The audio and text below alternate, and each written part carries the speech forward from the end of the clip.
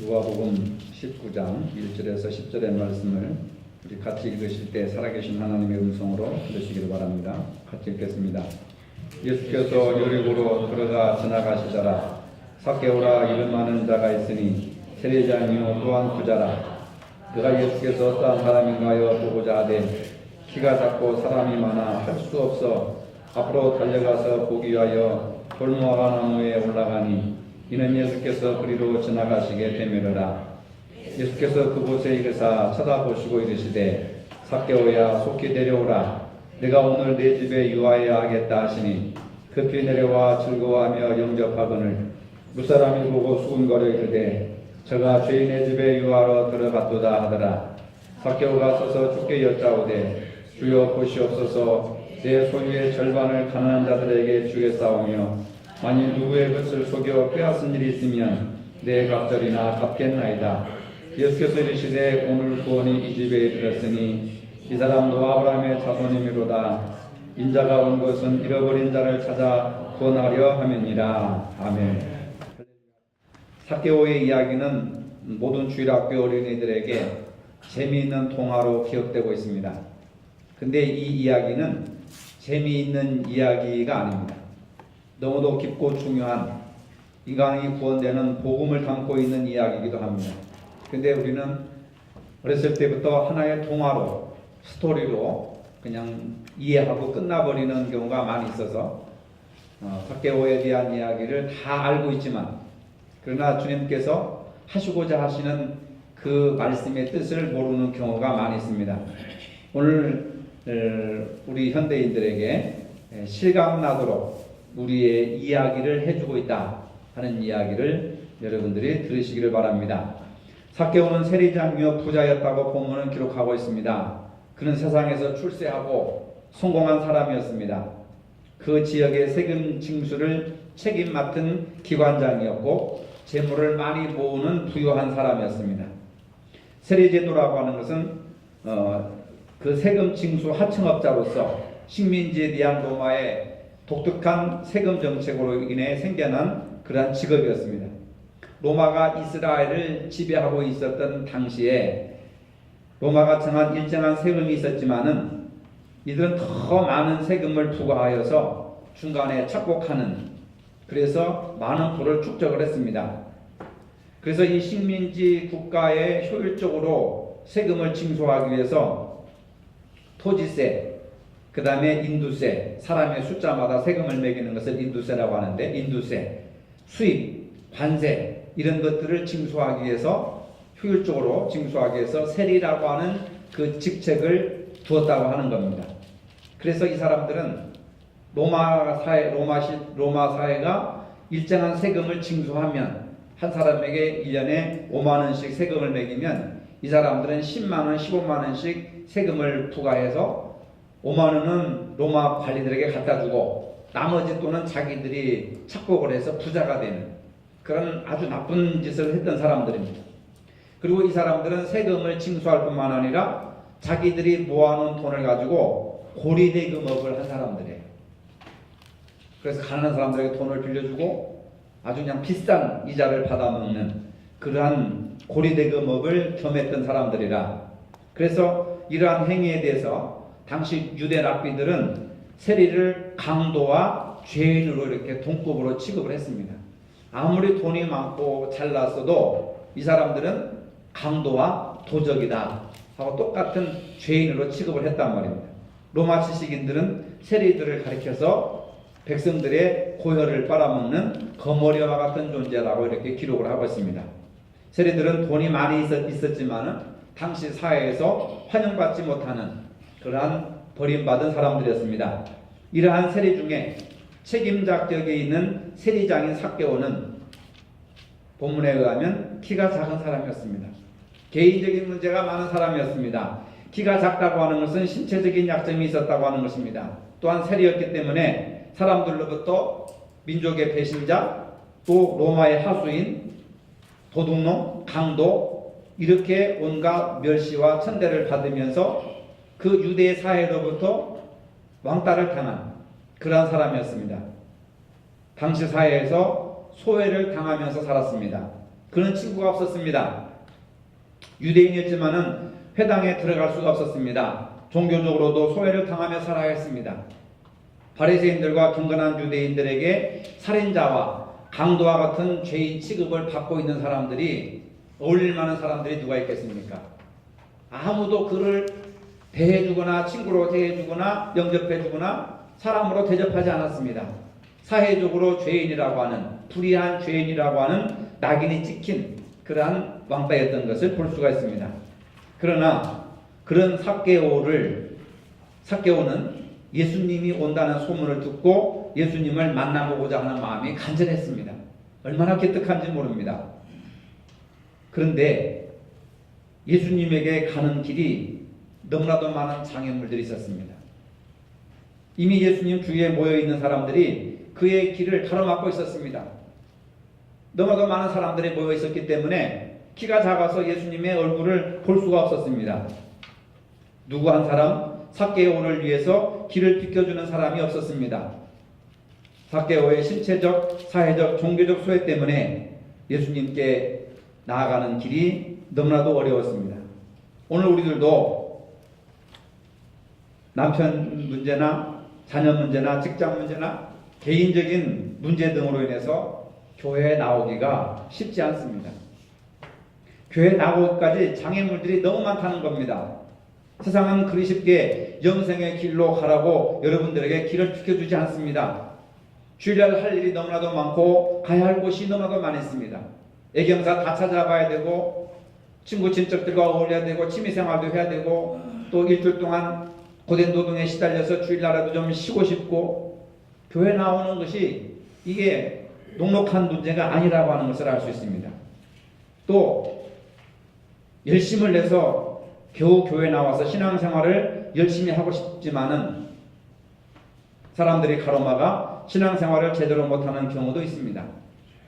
예수님 주위에 있는 사람들이 그의 앞을 가로막고 있는 경우가 그런 것입니다. 먼저 믿는 사람들이 딱 이렇게 치는 치고 예수님은 우리 것이야, 예수님은 우리가 독점해야 돼, 넌 아직도 멀었어. 그 틈바구니 속에 들어오지를 못하게 이내 장막에 가로막혀서 수많은 사람들이 가로막혀서 삭개오가 예수님을 만날 수도 없고 예수님 앞에 나아갈 수 있는 여지가 없었던 것처럼, 그러나 삭개오는 앞쪽으로 달려가 돌무화과 나무 위로 올라갔습니다. 옛날 성경에는 뽕나무라고 그랬는데 번역이 잘못돼가지고 이번 개역개정에는 돌무화과 나무로 이렇게 번역을 하고 있습니다. 예수님께 향하는 열망으로 그의 앞에 있는 장애를 극복을 하게 되는 겁니다. 여러분, 여기서 우리가 발견할 수 있는 것은 뭐냐면, 신앙생활이라고 하는 것은 자기 앞에 놓여있는 장애물이 있고 자기 안에 있는 장애물이 있다는 겁니다. 자기 앞에 놓여있는 장애물과 자기 안에 놓여있는 이 장애물, 이것을 넘어서지 못하면 신앙생활을 할 수가 없는 겁니다. 가끔 보면은 자기 앞에 놓인 장애와 자기 안에 있는 장애로 신앙생활에 실패하는 사람들을 보게 됩니다. 교회 생활을 포기하는 경우를 보게 됩니다. 그러한 장애물을 넘어서야 되는 겁니다. 누구든지 자기 앞에 장애물이 있고 자기 안에 장애물이 있어요. 사람마다 다 다르겠지만은 그러한 장애물들이 있습니다. 만일에 삭개오가 자기 앞과 자기 안에 장애 때문에 포기하고 돌아섰다면은 예수님을 만날 만한 기회, 구원받을 기회를 얻지 못했을 것입니다. 신앙은 어려운 문제들을 넘어서는 용기와 지혜가 있어야 된다고 하는 겁니다. 주님은 나를 간절히 찾는 자가 만날 것이라고 말씀했습니다. 간절히 찾을 때 자기 앞에 놓인 장애와 자기 안에 있는 장애를 극복할 수가 있는 겁니다. 어떤 분은 날씨가 덥다고 교회 안 나오고, 날씨가 춥다고 안 나오고, 비가 온다고 안 나오고, 뭐 여러 가지 스케줄이 있어서 안 나오고, 게을러서 안 나오고, 피곤해서 안 나오고, 얼마나 많은 이유들이 우리 앞에 그리고 우리 안에 장애물들이 있는지 모릅니다. 예수님은 구하라 주실 것이요, 찾으라 찾을 것이요, 문을 두드리라 열릴 것이니라. 노력하고 간절히 사모하고 그 다음에 이렇게 그 장애물을 넘어서려고 애를 쓰는 사람에게 길이 열려지는 것입니다. 그래서 신앙이라고 하는 것은 자기 앞에 놓인 장애와 자기 안에 놓인 장애를 넘어서야 됩니다.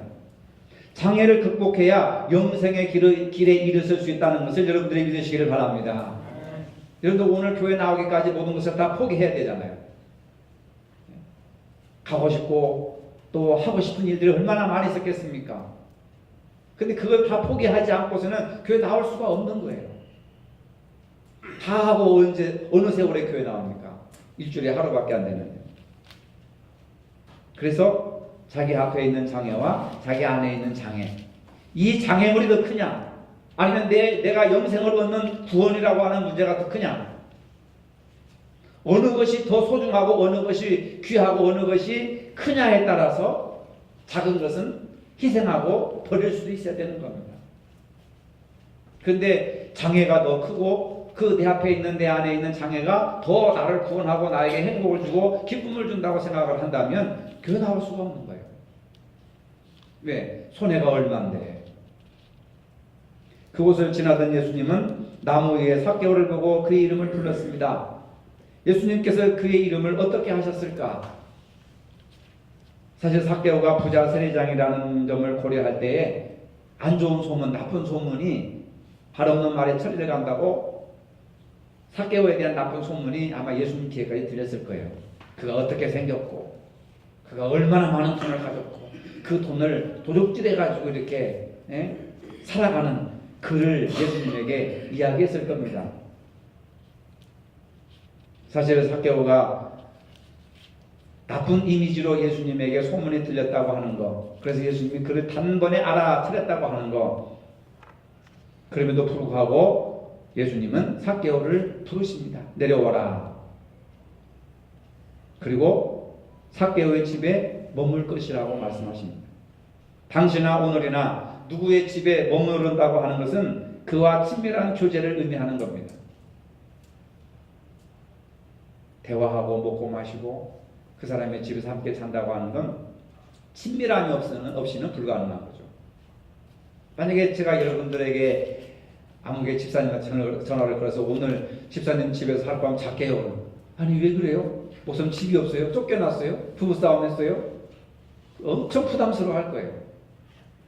그런 일이 없지만, 근데 낯선 예수님이 오늘 밤에 내가 내 집에 가겠다.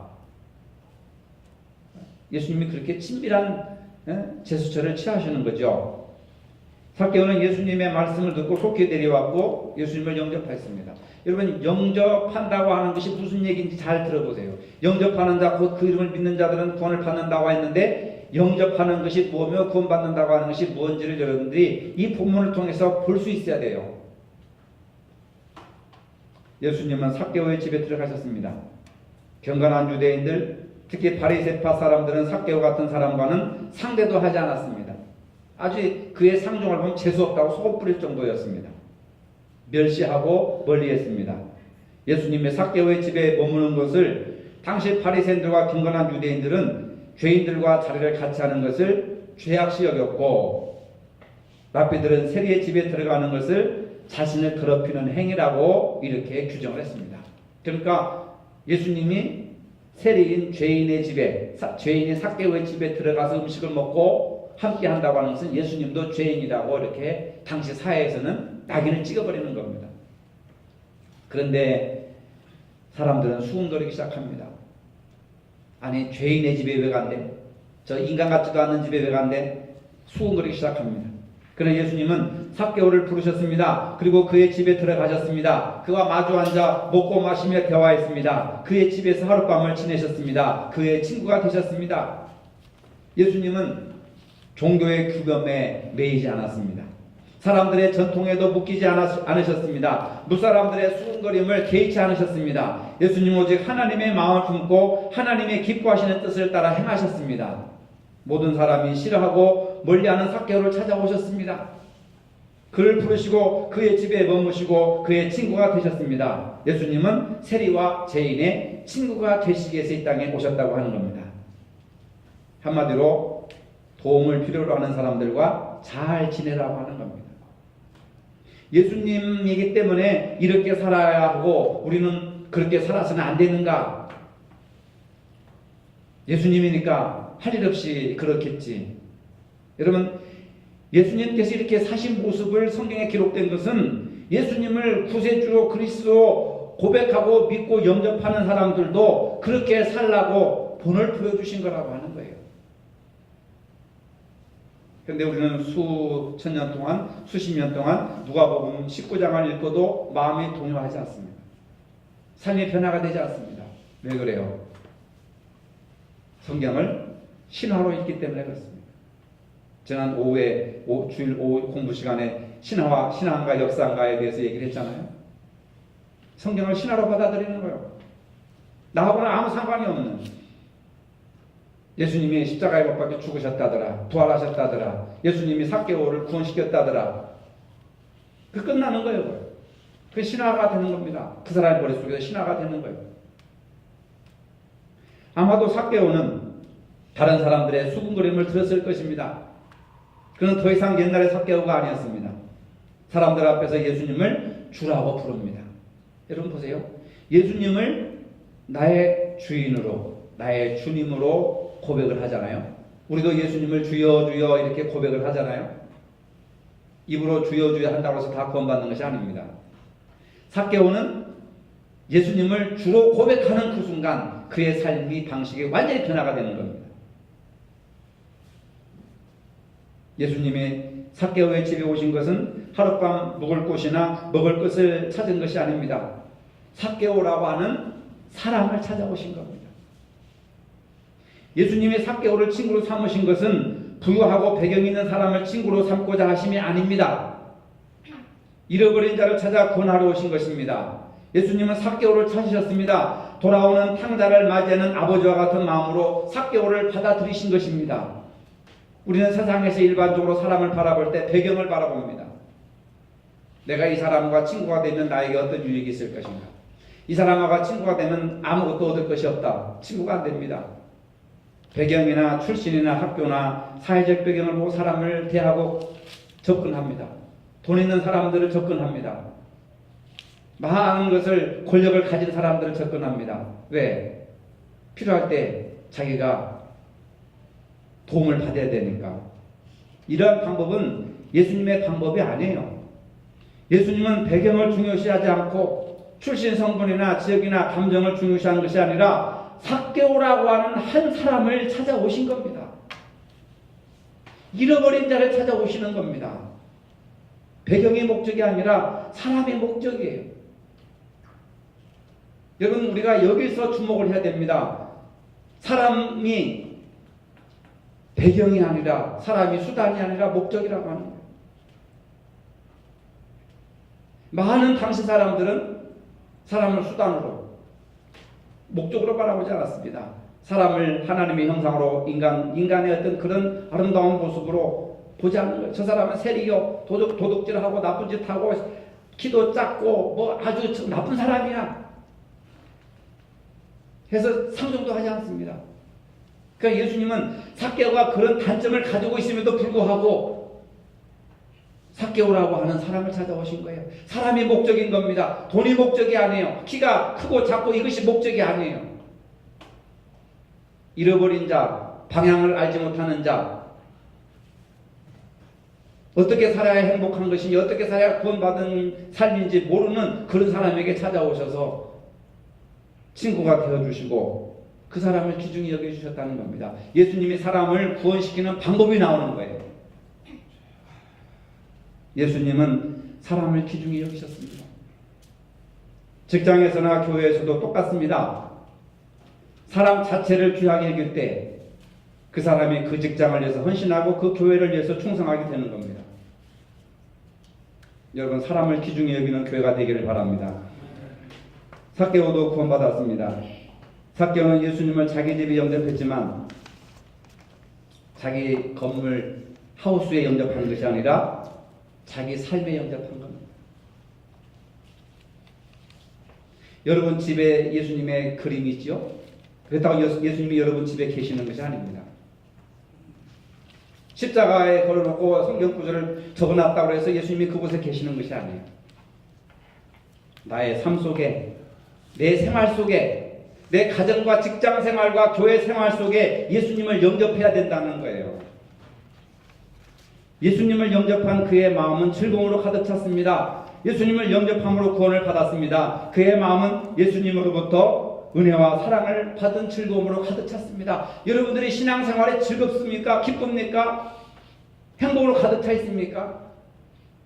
집안에 예수님의 사진을 붙여놓고 예수님의 성경 구절은 붙여놨지만은 삶 속에 예수님을 영접하지 못했기 때문에 그런 게 없는 거예요. 입만 열면 불평불만, 남보함하고 비난하고 불평하고 원망하는 입이 그냥 끊어지지가 않는 거예요. 예수님이 없는 겁니다. 그 삶 속에 예수님이 없는 거예요. 삭개오는 보세요, 여러분. 예수님을 삶 속에 영접하니까 어떻게 변하는가 보세요. 영접하는 자 곧 그의 이름을 믿는 자들에게는 하나님의 자녀가 되는 구원을 주십니다. 여러분, 예수님을 여러분들의 삶 속에 영접하셔야 되는 거예요.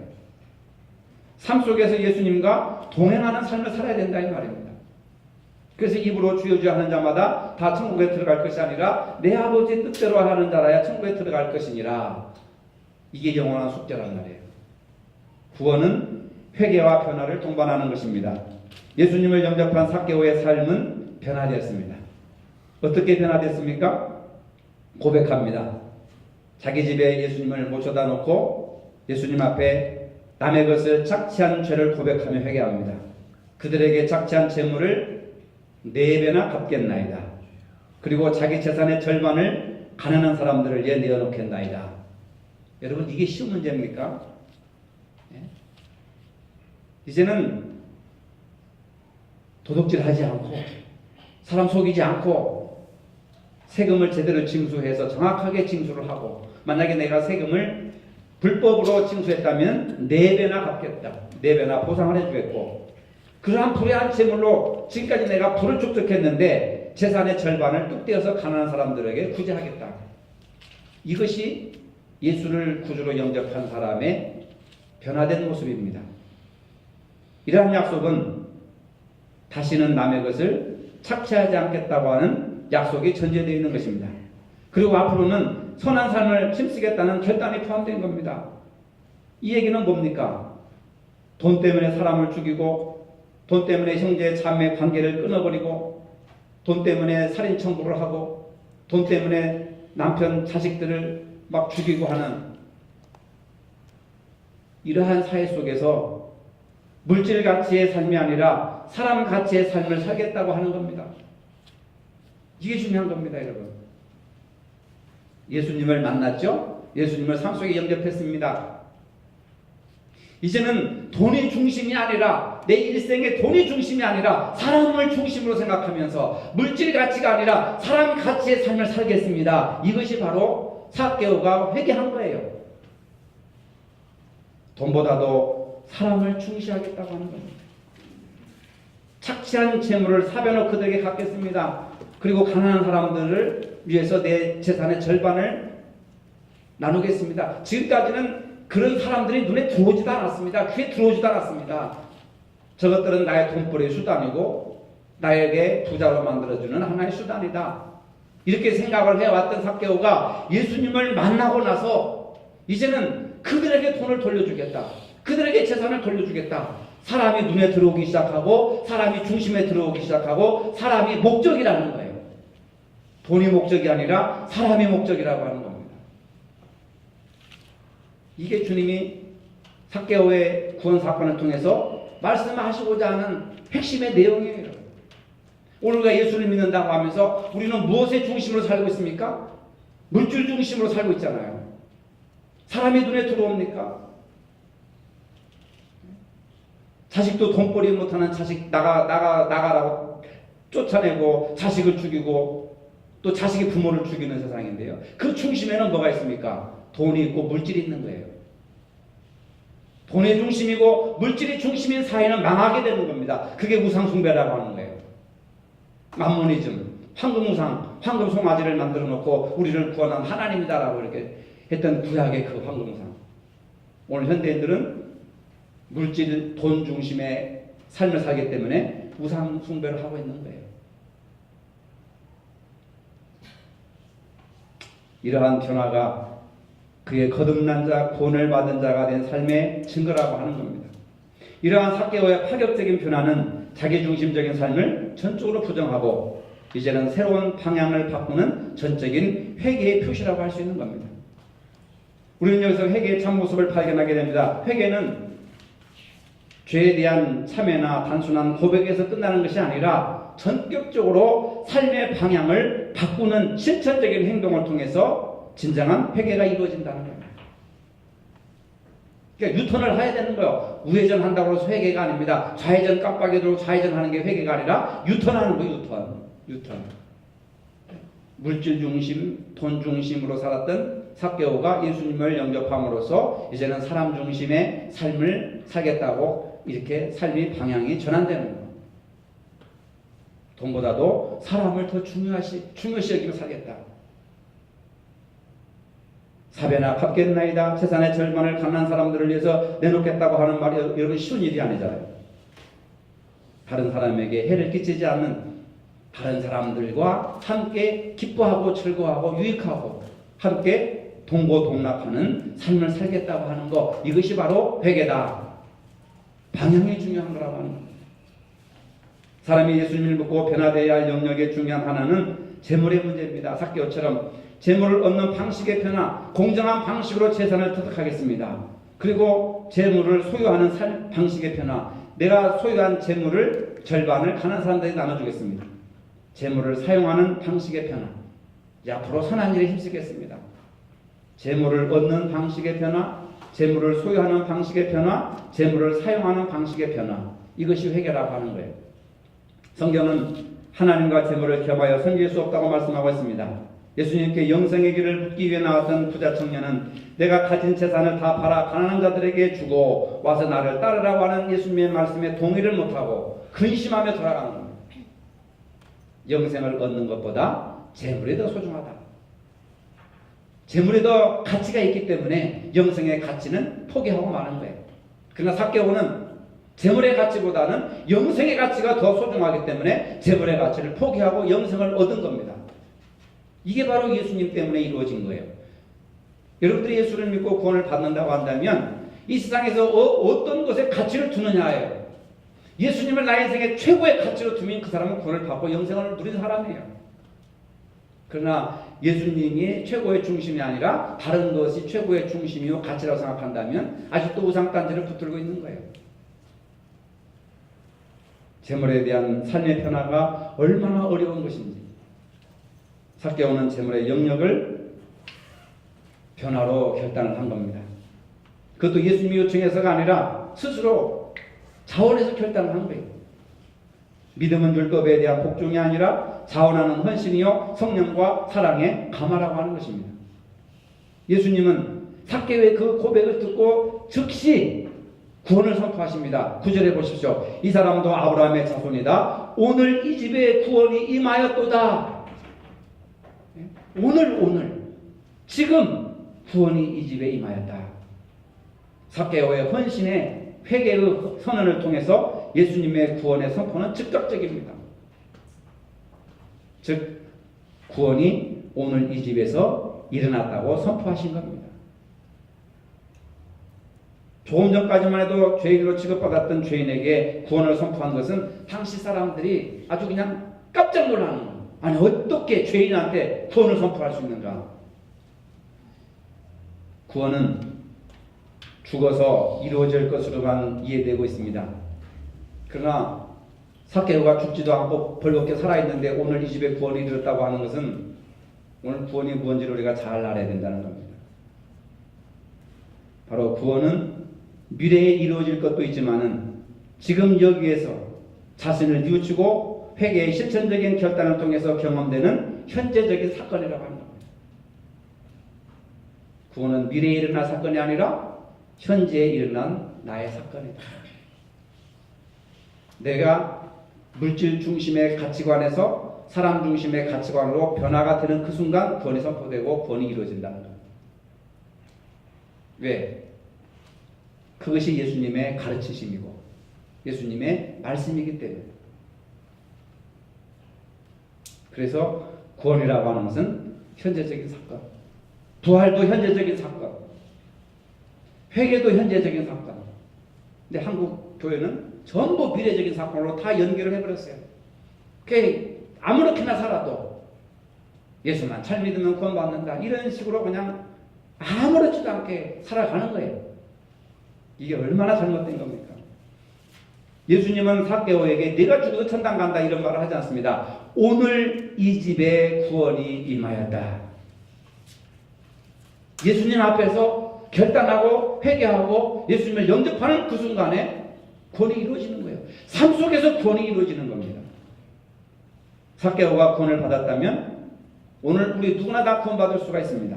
아무리 죄가 많은 사람도 예수님을 영접하고 회개하여 거듭나면 구원받을 수가 있습니다. 헬라인이나 유대인이나 복음 안에서는 차별이 없다고 했습니다. 의로운 자나 죄인이나 차별 없이 다 믿음으로 구원받습니다. 하나님의 은혜로 구원받습니다. 죄인이라서 불가한 것이 아니요 의인이라서 당연한 것이 아닙니다. 누구든지 믿는 자가 구원을 얻을 수 있다. 구원은 하나님의 은혜의 선물이라고 하는 겁니다. 오늘 본문 10절에 인자에 온 것은 잃어버린 자를 찾아 구원하려 함이니라. 예수님은 오늘도 죄인을 찾아오시며 영접하시며 용서하시며 구원하시는 일을 하시고 계신다는 겁니다. 바로 구원이라고 하는 것은 삶을 새롭게 변화시키는 거예요. 잃어버린 자에 대한 구원이라고 하는 것은 무슨 말이냐? 삭개오처럼 자기중심적인 삶을 사는 사람, 그래서 모든 공동체로부터 왕따당하고 공동체로부터 떨어져 나갔던, 소외되고 그 다음에 비뚤어진 인간을 다시 예수님의 가르침을 따라 살게 하는, 예수님이 함께하는 공동체로 복귀시키는 것을 구원이라 이렇게 얘기를 하는 겁니다. 소외되고 비뚤어진 인간을 예수님의 말씀 안으로, 예수님의 삶의 영역 안으로, 예수님을 삶의 영역 속에서 영접하여서 예수님의 가르침대로 살아가는 것을 바로 구원이라 이렇게 얘기를 하는 거예요. 삭개오가 그게 나쁜 짓 했겠습니까? 예수님의 가르침대로 철저하게 신앙생활 하면서 나누면서 베풀면서 섬기면서 복음 전하며 살아가지 않았겠어요? 그게 구원받은 삶의 모습이라고 하는 겁니다. 예수님은 삭개오와 같은 죄인들을 용서하시고 공동체로 복귀시키시는 모든 행위는 이 땅의 사랑과 평화를 위한 구원의 치유 활동을 하고 보신 겁니다. 그래서 예수님 모든 것을 사랑으로 행하신 거예요. 모든 사람과 더불어 평화를 이루신 거예요. 그것이 바로 인간을 구원할 수 있는 방법이라고 하는 거예요. 그래서 십자가에 죽으신 겁니다. 그게 사랑의 결정체요 화해를 이루신 평화의 결정체라고 하는 거예요. 참으로 사람다워질 수 있도록 하는 예수님의 구원 활동은 오늘 교회가 따라야 될 과제라고 하는 겁니다. 교회의 사명이라고 하는 것은 뭐냐? 삭개오와 같은 자기중심적인 삶을 사는 사람들을 예수님과 같이 또 이웃과 함께 예수님의 가르침을 따라서 살아가게 하도록 사람들에게 가르치고 교육하고 인도하는 것이 바로 교회의 사명이에요. 숫자 더 몇 명 더 늘려가지고 우리 교회 몇 명이다, 우리 예산 몇, 이거 자랑하는 것이 교회의 사명이 아닙니다. 한 사람이라도, 단 한 사람이라도 자기중심, 물질중심, 돈중심의 삶을 살던 사람이 이제는 사람중심, 사랑중심, 평화중심, 예수님 중심으로 살아가는 삶으로 바뀌게 된다면 그게 구원이고 영생이고 교회의 사명이라 예수님은 그러한 회개의 결단을 선언하시고 그렇게 살겠다고 결심하는 사람에게 구원을 선포하시는 줄로 믿으시기를 바랍니다. 걸어가신 주님, 삭개오와 같이 자기중심적인 삶을 사는 저희들을 부르신 주님, 소외되고 비뚤어진 우리들의 삶 속에 찾아오셔서 예수님을 영접하게 하시고 변화된 삶을 살아갈 수 있도록 도와주시옵소서. 예수님의 이름으로 기도합니다. 아멘. 이제는 우리 주 예수 그리스도의 은혜와 하나님 아버지의 무한하신 사랑과 성령의 교통하심이 삭개오에게 찾아오신 것처럼 오늘 오신 주님을 영접하고 변화된 삶을 살기를 원하는 모든 성도들 머리 위에 이제로부터 영원토록 함께 하시길 축원하옵나이다. 아멘.